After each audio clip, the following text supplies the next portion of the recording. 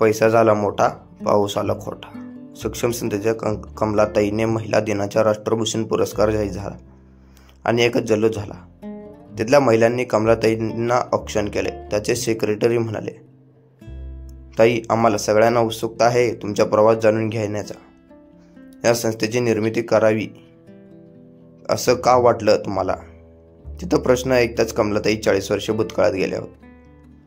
याला कारण किंवा निमित्त म्हणूया आहे पाऊस, वादळी पाऊस. मी तेव्हा होते 16-17 वर्षाचा. तरुणात नुसताच पाऊस ठेवलेली दिसायला साधारणपणे होता. पावसाळ्याचे दिवस होते, पण म्हणावा तसा मुसळधार पाऊस अजूनही पडला नव्हता.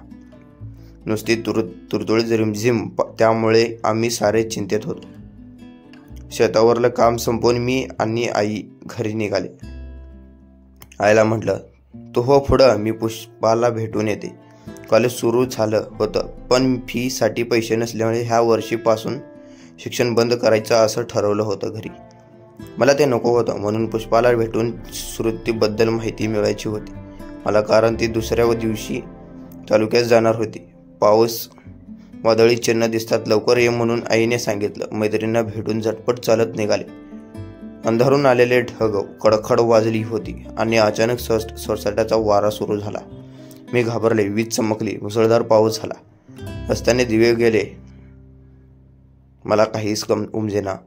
एक झोपडी दिसली. आता शिरले. कोणी नव्हतं. थोडा वेळ इथेच थांबून पाऊस कमी झाला की जाऊ असा विचार केला. तुफान पाऊस सुरू झाला, पण मी सुरक्षित होते. अचानक चारचाकी गाडी थांबण्याचा आवाज आला. गावातल्या खासदार पोरग रोहित गाडीतून उतरला. झोपडीत आला. मला बघून म्हणाला, कमले, तू इथं काय करते ग? माई गाडी चालना, गारा पडल्यात, मर काही दिसना म्हणून थांबलं. तू इथं बसलीस की आता? म्हणते त्याने घाणेरडे हावभाव केले. माझ्या अंगावर त्याचा किळसावणी नजर फिरली आणि मला संकटातून चाहूल लागली. मी निष्ठाचा प्रयत्न केला, पण मला ते समजलं नाही. बाहेरच्या पावसातून कोणाला माझा आक्रोशही गेला नाही आणि त्याने तुटलाही. काही वेळात वादळ पाऊस झाल्यावर तो निघून गेला, पण ते वादळाने बाहेरले झाड उन्मळून पडले होते तशी मी कोलमडून पडले होते. सुधीर आल्यावर घरी येऊन आईने तिला सांगितले, तर हे म्हणाले, गप्प बस आता, कोणाला काही म्हणायचं नाही तर तुझं लग्न नाही व्हायचं. मी म्हटलं, आता पोलिसात जाऊ? ते नाही म्हणाले. खासदाराचं पोरगं गावात कोण राहू दिलं का आपल्याला? पण मी ऐकलं नाही. सरळ पोलीस स्टेशनात गेले. पोलीस स्टेशनात तक्रार घेईना. त्यांनी रोहितच्या घरी निरोप धाडला. त्यांचे वडील आले. येताना माझ्या वडिलांना घेऊन, तेरी भी चूप मेरी भी चूप. कसं करायचं? पैसे देते ते गप्प गुमान घ्यायचं, नाही तर तुझ्या कुटुंबाचं काही तर खरं नाही म्हटले. बाबांनी समजवलं, मला सोडून दे, विषय मिटवून टाक. म्हणून मी कसं सोडून द्यायचं असे काहीतरी रोहित तयार केला. अशा कितीतरी कमला जागून मारायला. त्या दिवशी पैसा मोठा झाला आणि पाऊस ठरला खोटा. मी ठरलं होतं मागे व्हायचं नाही. बाहेर पडणाऱ्या पावसाबरोबर माझंही मन कोसळलं होतं आणि मी तडक एवढ्या पावसात तालुक्यात गावात येऊन तक्रार नोंदवली. माझी आणि रोहितची तपासणी झाली. केस क्लिअर कट होती. घरच्यांनी माझ्या माणसावर संबंध तोडले. मला खूप धमक्या रोज मिळत होत्या. पूर्ण गावाने गावाचं नाव खराब होऊ नये म्हणून केस मागे घेण्याचा दबाव टाकला. कोर्ट कचेरी ह्यात माझा सगळा वेळ जात होता. मग रोहितने लग्न करण्यासाठी तयारी दाखवली. मी कशाला जुमान नाही तर म्हणले, मला जीवे मारण्याचे प्रयत्न झाला, पण मी खंबीर होते. माझ्या आयुष्यात आलेले वादळ दुसऱ्या मुलीच्या आयुष्यात येऊ नये म्हणून रोहितला शिक्षा देण्याचा माझा निर्णय पक्का होता. माझ्या नशिबाने एक पोलीस इन्स्पेक्टर माझ्या बाजूने होता. त्याच्याही हल्ला झाला. नियमाची कारवाई झाली, तरीही माझ्या पाठिंबे उभे होते. वेळप्रसंगी उपाशी राहून कोर्टात पायी जाण ही मी माझ्या न्यायालयात झगडत होते. आमच्या प्रयत्नाच्या आलय झुंज देऊन मी रोहितला शिक्षा घडवली.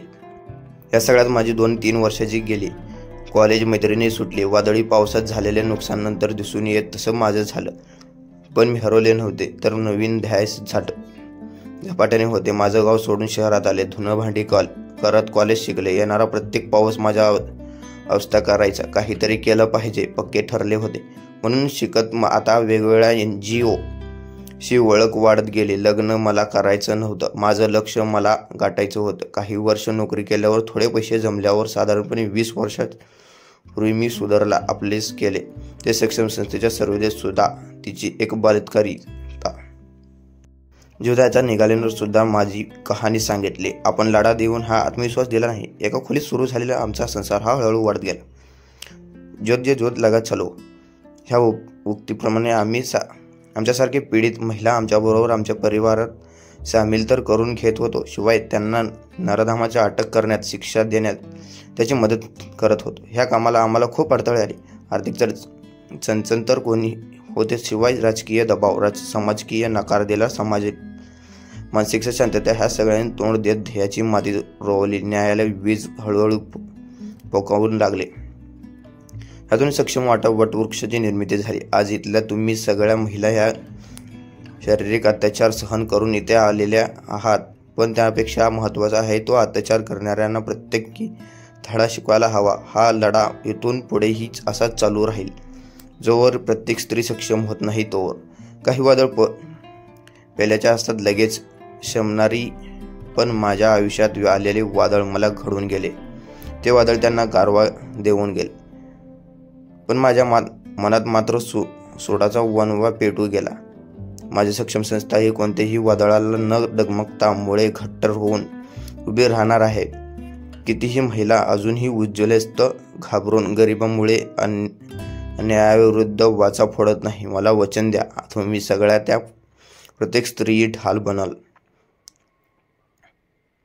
कमलाताईने प्रेरणादायक शब्द ऐकून सक्षम मधील साऱ्यांच्या महिलांच्या निशब्द झाल्या. लेख आवडल्यास लाईक करा, कमेंट करा, शेअर करा, जरूर करा, फॉलो करा, नक्कीच करा. धन्यवाद.